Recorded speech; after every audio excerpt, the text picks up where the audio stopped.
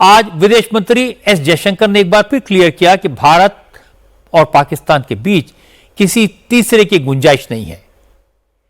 Netherlands में जयशंकर से पूछा गया, भारत और पाकिस्तान के बीच टेंशन को कम करने में, जंग रुकवाने में क्या अमेरिका का रोल था? क्या अमेरिका की मीडिएशन से सीज फायर हुआ? इस पर एस जयशंकर ने कहा कि भारत ने जब पाकिस्तान पर जवाबी कार्रवाई की तो कई मुल्कों ने भारत से कांटेक्ट किया, यह रूटीन है, हमेशा होता है, लेकिन सीज फायर पाकिस्तान की पहल पर, भारत की सहमति से, दोनों देशों के डीजीएमओ की बातचीत के बाद हुआ।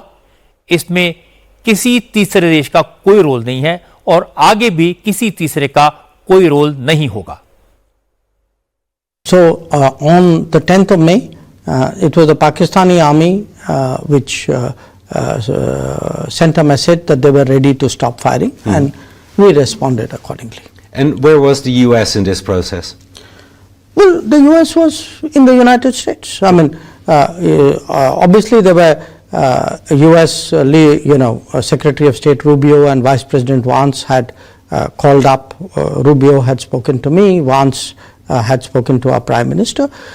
They had their view, and they were talking to us, and they were talking to Pakistanis, as indeed were some other countries. Yeah. I mean, the United States was not alone in this. I think there were some countries in the Gulf, there were some others as well. That happens naturally. When two countries are engaged in a conflict, it is natural that countries in the world call up and ask and try to sort of indicate their concern and what they can do in such a situation. But the ceasefire, the cessation of firing and military action was something which was negotiated directly between India and Pakistan. We made one thing very clear to everybody who spoke to us, not just United States, but to everybody, saying, look, if the Pakistanis want to stop firing, they need to tell us. We need to hear it from them. अब इससे साफ साफ जवाब और क्या हो सकता है, और ये जवाब बार बार दिया जा चुका है। लेकिन प्रेसिडेंट ट्रंप भी कहां मानने वाले हैं। आज उन्होंने 7वीं बार दावा किया कि भारत और पाकिस्तान के बीच जंग उन्होंने रुकवाई, सीज फायर उन्होंने करवाया, लाखों लोगों को मरने से उन्होंने बचाया। असल में आज व्हाइट हाउस में प्रेसिडेंट ट्रंप साउथ अफ्रीका के प्रेसिडेंट से मुलाकात कर रहे थे।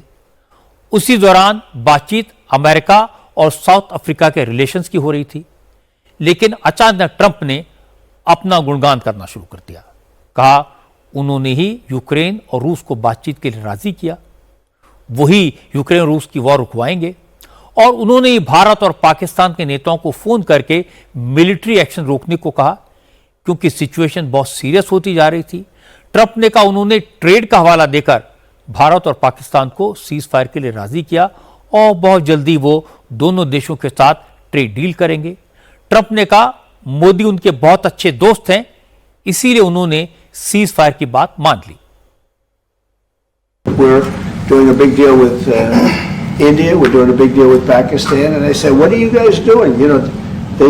Somebody had to be the last one to shoot, but the shooting was getting worse and worse, bigger and bigger, deeper and deeper into the countries, and we spoke to them, and I think I hate to say we got it settled, and then 2 days later, something happens, and they say it's Trump's fault, but Pakistan has got some excellent people and some really good, great leader.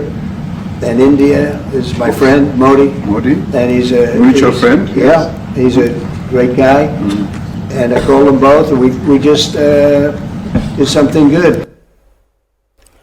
हालांकि Trump के इस दावे पर America के लोग ही यकीन नहीं कर रहे।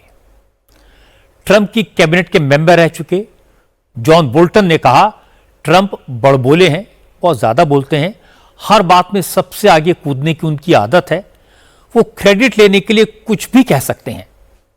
जॉन बोल्टन ट्रंप के पहले टेन्योर में अमेरिका के नेशनल सिक्योरिटी एडवाइजर थे। उन्होंने ट्रंप के साथ बहुत नजदीकी से काम किया है। जॉन बोल्टन ने कहा कि ट्रंप के स्टेटमेंट को भारत को बहुत सीरियसली नहीं लेना चाहिए, क्योंकि उनका बयान भारत के खिलाफ नहीं, बस बड़बोलापन है।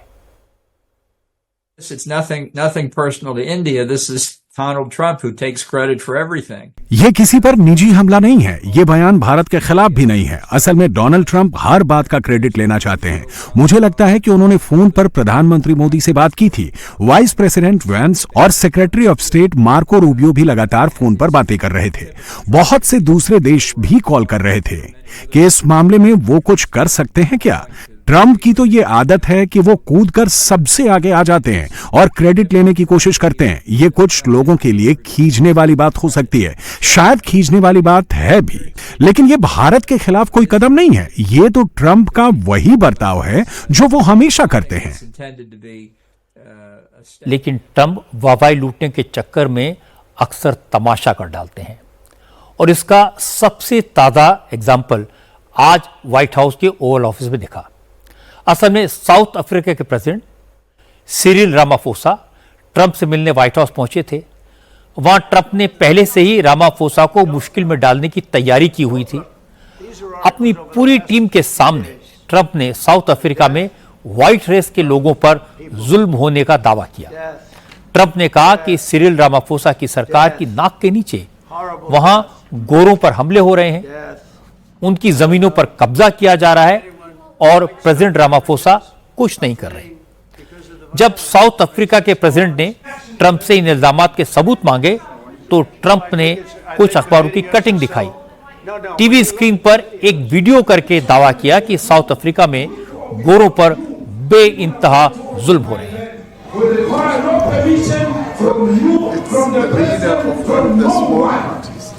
I don't know. Look, these are articles over the last few days. Death of people. Death. Death. Death. Horrible death. Death. I don't know. Well, I think the videos are so. No. When you look at the videos, I mean, how does it get worse? South Africa के president ने newspapers की clipping देखी, video देखा, लेकिन घबराए नहीं। Trump ने जो वीडियो दिखाए सबके बारे में कहा ये लॉ एंड ऑर्डर की प्रॉब्लम है, ये सरकार की पॉलिसी नहीं है। एक वीडियो के आधार पर पूरे मामले को जनरलाइज नहीं किया जा सकता। इसके बाद साउथ अफ्रीका के प्रेसिडेंट ने ट्रंप पर एक सरकास्टिक कमेंट किया। कतर से मिले गिफ्ट की तरफ इशारा करते हुए कहा कि भाई मेरे पास तो आपको गिफ्ट करने के लिए कोई प्लेन नहीं है और इसका मुझे बड़ा अफसोस है। Let me clarify that. Yeah, Let me clarify that because what you saw, the speeches that were being made, one, that is not government policy. We have a multi-party democracy in South Africa that allows people to express themselves, political parties to adhere to various policies, and in many cases, or in some cases, those policies do not go along with government policy. Our government policy is completely against what he was saying, even in the parliament. And they're a small minority party, which is allowed to exist in terms of our constitution. I'm sorry, I don't have a plane to give you. असल में white house में Ramaphosa का अपमान कोई पहली घटना नहीं है। मेहमानों को घर बुलाकर, ऑफिस में बिठाकर, मीडिया के सामने खरी खोटी सुनाना ट्रंप का स्वभाव है। आपको याद होगा थोड़े दिन पहले ज़ेलेंस्की के साथ यही किया गया था। उनके तो सूट ना पहनकर आने का भी खुलकर मजाक उड़ाया गया था। आज प्रेसिडेंट रामाफोसा को भी अच्छी तरह से एम्बेरस किया गया, लेकिन आपने देखा कि साउथ अफ्रीका के प्रेसिडेंट ने भी छोड़ा नहीं, ताना मारा। ट्रंप से कहा मेरे पास गिफ्ट देने के लिए कोई प्लेन नहीं है। वो ट्रंप को कतर के अमीर की याद दिला रहे थे जिन्होंने 3,400 करोड़ रुपए का प्लेन ट्रंप को गिफ्ट किया है। और इंटरेस्टिंग बात है कि कतर से मिले गिफ्ट इस वाले प्लेन में इसको एयरफोर्स वन को में कन्वर्ट करने में करीब $1 बिलियन यानी 8,600 करोड़ का खर्चा आएगा। यानी कतर से जो प्लेन मिला है उसको जब एयरफोर्स वन में कन्वर्ट करेंगे तो 8,600 करोड़ रुपए खर्च करने होंगे। अमेरिका के प्रेसिडेंट के लिए इस प्लेन को पूरी तरह स्क्रैच से रिवैम्प किया जाएगा, पुर्जा निकाला जाएगा, हर पुर्जे को चेक किया जाएगा कि उसमें कोई सर्विलांस डिवाइस तो नहीं है, कोई खतरनाक चीज तो नहीं है। इसे एयरफोर्स वन में फुल्ली सिक्योर्ड तरीके से कन्वर्ट करने में 4 साल लग जाएंगे। यह प्लेन 2029 में तैयार होगा, तब तक ट्रंप का टेन्योर पूरा हो चुका होगा। अब इस बात की गुंजाइश कम है कि ट्रंप अपने गिफ्ट का कभी इस्तेमाल कर पाएंगे, लेकिन लोग कहते हैं कि ट्रंप तो ट्रंप है, वो कोई ना कोई तरीका जरूर निकाल लेंगे। एक तरफ ट्रंप ने साउथ अफ्रीका के प्रेसिडेंट का, वहां के लॉ एंड ऑर्डर का मजाक उड़ाया,